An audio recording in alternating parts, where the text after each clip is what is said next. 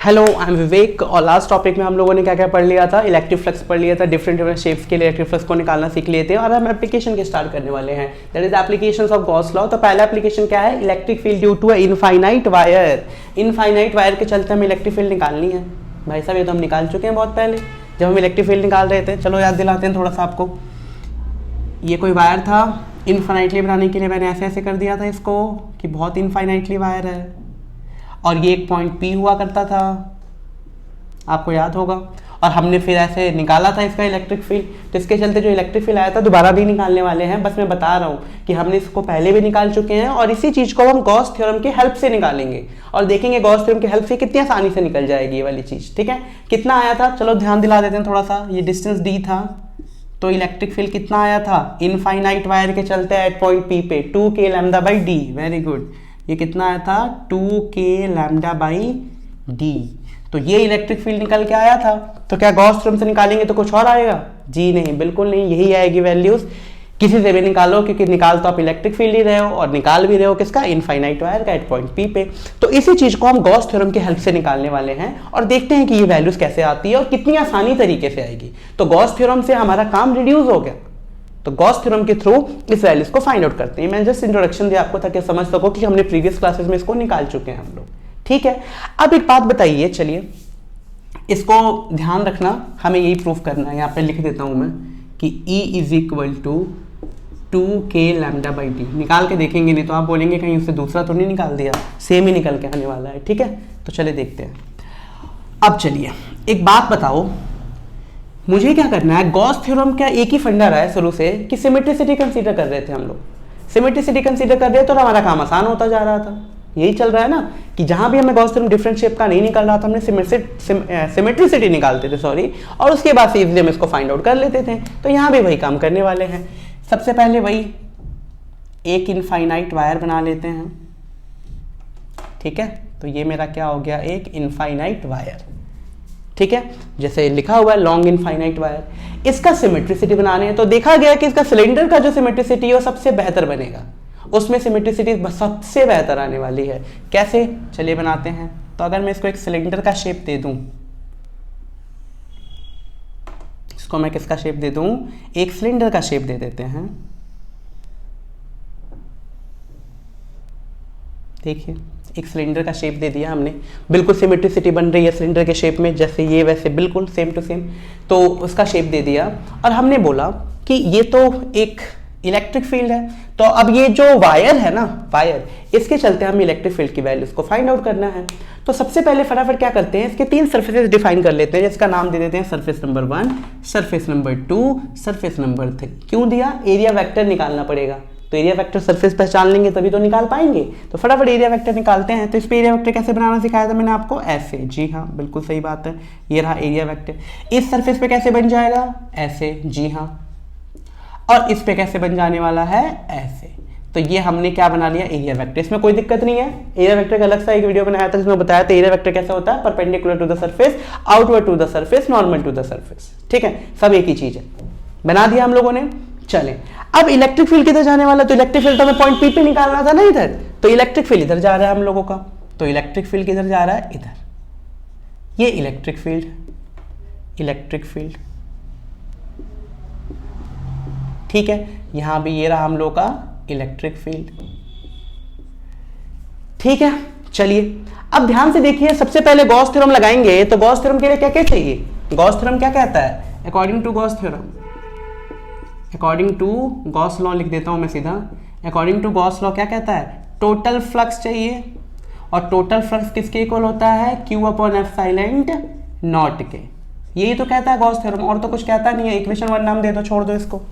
फटाफट total flux निकालते हैं पहले। ठीक है, तो जो है फ्लक्स होने वाला है टोटल फ्लक्स, तो टोटल फ्लक्स कितना होगा, तो भाई साहब जो टोटल फ्लक्स होगा, कितने सरफेस है फ्लक्स के लिए, 3। तो टोटल फ्लक्स होगा सरफेस 1 के चलते प्लस सरफेस 2 के चलते प्लस सरफेस 3 के चलते।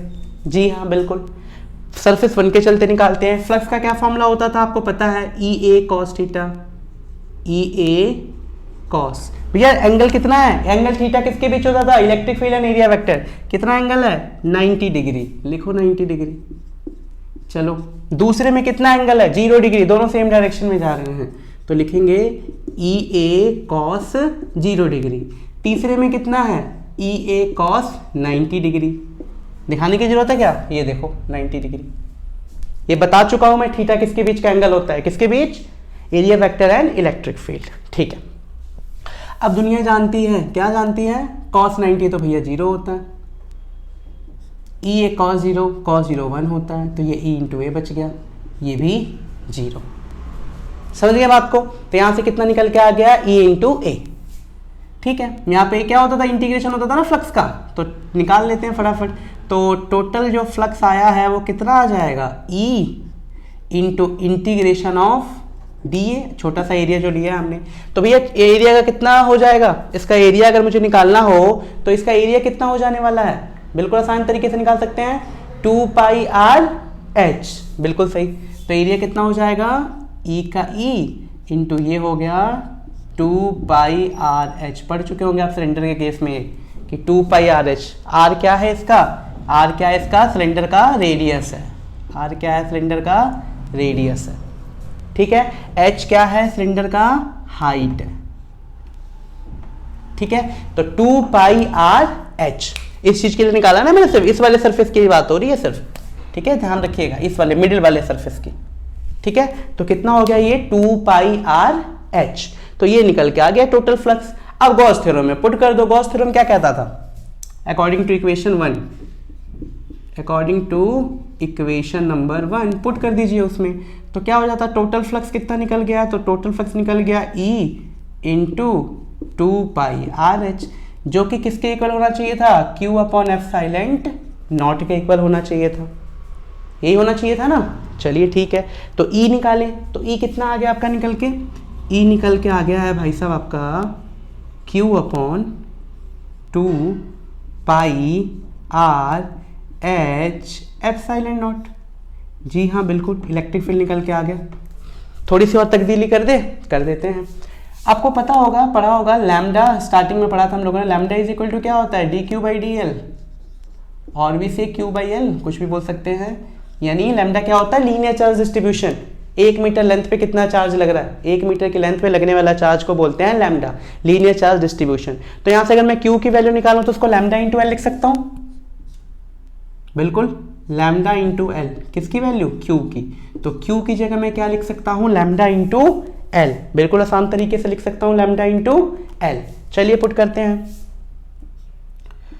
कैसे, चलिए ई का ई रहा, क्यू 2 का 2, पाई का पाई, आर का आर, क्यू की वैल्यू पुट करेंगे ना, क्यू की जगह क्या पुट करेंगे, लैम्डा इंटू एल, तो लैम्डा इंटू एच कर देते हैं क्योंकि हमने हाइट क्या मान रखी है, एच मान रखी है। ठीक है, तो लैम्डा इंटू एच किसकी वैल्यू आ गई, क्यू की वैल्यू, कोई प्रॉब्लम नहीं यहाँ तक। तो यहाँ पुट कर देंगे लैम्डा इंटू एच, और ये रहा आपका एच इंटू एप्सिलॉन नॉट, तो एच से एच कैंसिल, एच से एच कैंसिल, तो इलेक्ट्रिक फील्ड कितना निकल के आ गया भाई साहब, देखो, तो ये बच गया है ऊपर सिर्फ लैम्डा, नीचे क्या बच गया है, 2 pi R F silent not, ये तो बच रहा है। तो ये निकल के आ गया इलेक्ट्रिक फील्ड। देखो आप बोलोगे नहीं सर वहां तो कुछ और है, अरे कुछ और नहीं है, वो सिंपल है। देखो कैसे, उसमें अगर मैं इसको 2 से डिवाइड और 2 से मल्टीप्लाई कर दूं तो ये कितना हो जाएगा, 2 लैम्डा, और नीचे 2 इंटू 2 कितना हो जाएगा, 4 pi epsilon naught into r, यही तो होगा। और ये क्या होता है, 2 का 2, 1/4 एप्सिलॉन क्या हो जाएगा, 2k लैम्डा अपॉन आर, बिल्कुल वही आ गया।